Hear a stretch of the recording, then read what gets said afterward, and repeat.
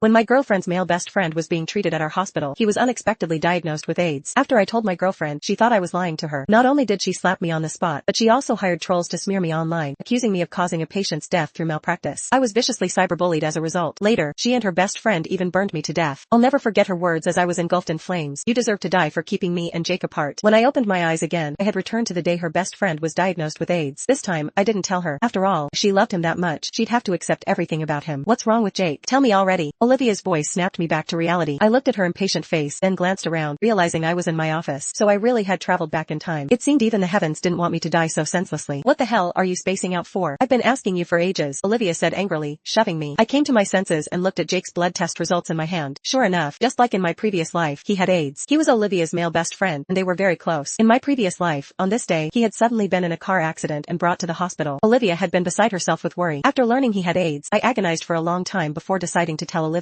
But she didn't believe me at all and slapped me hard across the face. "I know you don't want me hanging out with Jake," she had said, "but you need to know when to draw the line. You're a doctor, you can't just accuse patients of having infectious diseases because of your personal feelings." No matter how I tried to explain, she wouldn't listen. Legally, I shouldn't have disclosed a patient's condition to her anyway. It was private medical information. But out of concern for her safety, I had selfishly told her. Little did I know that my loose lips would lead to my brutal death in my past life. So in this life, no matter what, I won't make the same mistake again. "It's not too serious, just some minor injuries. He'll be fine after a few days of treatment in the hospital," I told her. Hearing this, Olivia let out a sigh of relief. "That's good." But the next second, she was irritated again. "Then why didn't you say so earlier? I thought it was something major." "Adam, let me tell you, Jake is my best friend. Don't you dare try anything sneaky." I smiled at her. "Don't worry, I won't." After she left, a colleague came in and patted me on the shoulder. "Hey Dr. Grant, didn't you tell your girlfriend that Jake has AIDS?" he asked. "I saw her go feed him some soup just now. The law states that a patient's condition is private. Doctors can't disclose it to others without permission," I replied formally. My colleague looked at me in surprise. "But that's your girlfriend." "She used to be. Not anymore," I said. I'll never forget what Olivia did to me in my past life. After I told her Jake had AIDS, she thought I was deliberately lying to drive them apart. So she started giving me the cold shoulder and stopped coming home. Before long, rumors spread online that I had caused a patient's death through malpractice. People were calling me an incompetent doctor. The hospital was terrified of the public backlash and suspended me under pressure. That's when Olivia came to find me. "I'm the one who spread those rumors online. I hired people to smear you," she admitted. "That's what you get for lying about Jake having AIDS." My heart shattered. I couldn't believe what I was hearing. "Olivia, you're my girlfriend. You've ruined my entire career," I cried in anguish. "So what?" She glared at me furiously. "Jake has been my best friend since childhood. I won't let anyone say he's sick. Not even you." In that moment, my heart died completely. I broke up with her and left. I moved to another city by myself, but her mother kept contacting me, urging me to go back and marry Olivia. I refused. Soon after, Olivia called to yell at me. "You deliberately got my parents to scold me, didn't you? You're trying to keep me and Jake apart. Just you wait." The next time I saw her was when my house suddenly caught fire. I saw her and Jake pouring gasoline outside. She even said, "You deserve to die for keeping me and Jake apart." I'll never forget the agony of being slowly burned alive. "Olivia, in this life I won't be your doormat anymore." I contacted Olivia's parents to break off the engagement, saying I no longer wanted to be with her. No matter how much her parents tried to persuade me, I insisted on ending things. They finally had to agree. That night, Olivia called me. "How dare you, Adam, just because I took care of Jake for one day, you want to break off our engagement?" she yelled. I calmly replied, "It's not because you took care of him. I just think you really like him and you two are a good match. I don't want to come between you, so I'm stepping aside to let you be together." She spent all her time with Jake anyway. It would be hard for her not to get infected with AIDS, so I had to stay away from her. "Fine, have it your way, but don't come begging me to take you back later," she snapped. "I won't. I wish you and Jake a lifetime of happiness together," I said before hanging up. I had never stood up to Olivia like this before. She bombarded me with angry texts afterwards. "Who the hell said you could hang up on me? Adam, where did you get the nerve?" A few minutes later, "You didn't pay Jake's medical bills?" She had brainwashed me into thinking she and Jake were just friends before, so I had always covered Jake's hospital bills whenever he came for treatment. They both got used to it over time. Looking back now, I was such a fool. I didn't reply to her and blocked her number. I had no patience left for someone like her. The next day, Olivia came barging into my office with a pale-faced Jake in tow. "Give me money," she demanded. "Hurry up, don't make me slap you." In my past life, I had been her obedient lapdog. I gave her whatever she wanted, which is why she felt so entitled to demand money from me now. "Olivia, have you forgotten? We've broken up. We have no relationship anymore," I said calmly. "Adam, how could you break up? Did I cause problems between you two?" Jake suddenly chimed in, looking all innocent. He always used that act to gain Olivia's sympathy. "Yes, it's because of you," I said, staring him down. "You two like each other, don't you? So I'm letting you be together. You should be the one giving Olivia money now, not me." Olivia's face was livid with rage. "Adam, are you trying to play hard to get now? Let me tell you, this won't make me like you. It'll only make me hate you more," she spat. With that, she dragged Jake away. Not long after, I received a complaint. A patient had reported me for having a bad attitude towards them. The next thing I knew, a nurse said someone was causing a scene in the hallway. I went to check and found Olivia sitting on the floor crying and screaming, with Jake standing beside her. Dr. Grant was extremely rude to patients. "We just asked about a condition and he told us to get lost," she wailed. "Where's the hospital director? Come out and explain this." In my past life, she had used her talent for lying to get me cyberbullied. In this life, she was trying to use the same tactic to harm me, but I had anticipated she might do this. Before coming, I had gone to the security office to retrieve the surveillance footage from my office. Then I called the police.